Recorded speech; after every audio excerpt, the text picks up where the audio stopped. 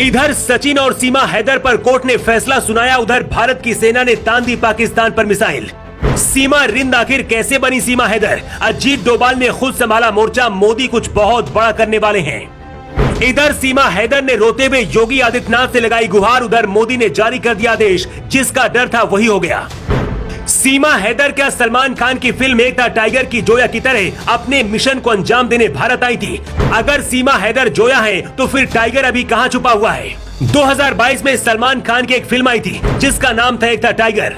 इस फिल्म में पाकिस्तानी खुफिया एजेंसी ISI की एजेंट करीना कैफ यानी कि जोया अपनी पहचान छुपाकर भारत आती हैं। इसके बाद जोया को भारत में टाइगर यानी कि सलमान खान से प्यार हो जाता है। मोहब्बत में भारत आने की बात कहने वाली सीमा हैदर के पास से जो सबूत मिले हैं उससे इस बात का शक है कि सीमा हैदर पाकिस्तानी ISI के एजेंट हैं और भारत में जोया की तरह ही एंट्री ली लेकिन पकड़ी गयी। सीमा हैदर और सचिन की जो प्रेम कहानी अभी तक प्यार की सुर्खियां बन रही थी, अब एक बहुत बड़े खुलासे की वजह से मोदी सरकार की नींद उड़ गई है। इधर सचिन और सीमा हैदर पर कोर्ट ने फैसला सुनाया और उधर पीओके के आसपास घेरकर भारत की सेना खड़ी हो गई है।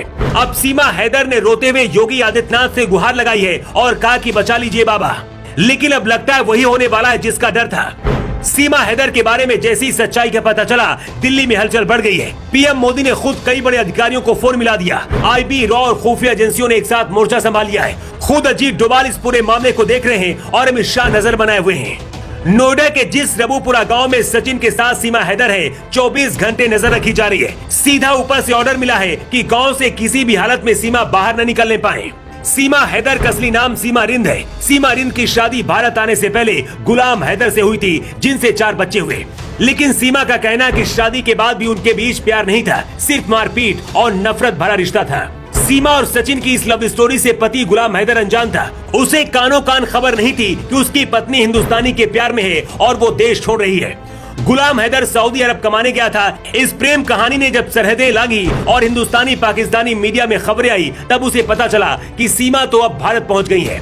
भारत की अदालत ने सीमा और सचिन को जमानत देकर एक साथ रहने की इजाजत दे दी है, लेकिन अब खुफिया एजेंसियों के हाथ सीमा हैदर के खिलाफ कई बड़े सबूत लगे हैं। सीमा हैदर के पास कई पासपोर्ट और कुछ फर्जी आधार कार्ड मिले हैं। पाकिस्तान के एक छोटे से गांव की रहने वाली लड़की नेपाल के रास्ते भारत के अंदर आ जाती है। सीमा का कॉन्फिडेंस भी हर किसी को परेशान कर रहा है। खुफिया एजेंसियों को इस बात का डर है कि कहीं सीमा पाकिस्तानी खुफिया एजेंसी ISI के एजेंट तो नहीं है।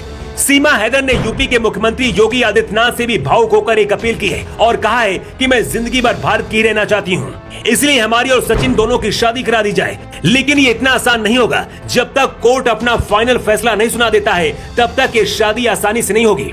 उधर सीमा हैदर के पति गुलाम हैदर ने सऊदी अरब से वीडियो जारी करके पीएम मोदी से कहा है कि मेरी पत्नी को वापस पाकिस्तान भेज दिया जाए। इस प्रेम कहानी का असर अब भारत पाकिस्तान की सीमा पर भी दिख रहा है। इसी को देखते हुए भारत की सेना ने अपने कई खतरनाक बैलिस्टिक मिसाइलें पीओके के इलाके में तैनात कर दी हैं। सबसे बड़ा सवाल ये है कि क्या पीएम मोदी सीमा हैदर को वापस पाकिस्तान भेज देंगे या फिर प्रधानमंत्री आवास योजना के तहत घर देकर भारत में बहू बनाकर स्वागत करेंगे। ये सच है कि प्यार को कोई सरहद नहीं रोक सकती है, लेकिन भारत की सारी खुफिया एजेंसियां अलर्ट मोड पर हैं और जब तक सीमा हैदर की पूरी जांच नहीं हो जाती है, तब तक कुछ भी कहना जल्दबाजी होगी।